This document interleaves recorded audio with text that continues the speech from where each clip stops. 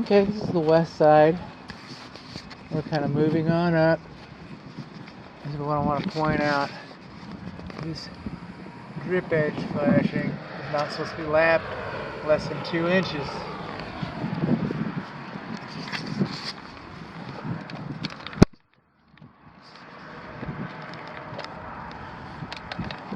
We've got a gap in our Z-bar flashing, and then there should be another Z-bar flashing above the window casement.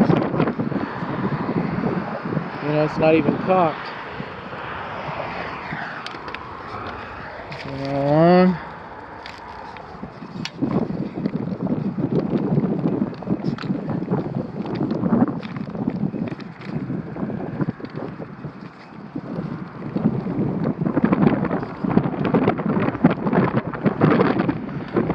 This is the west side. We got some boogered up shingles around this vent right here.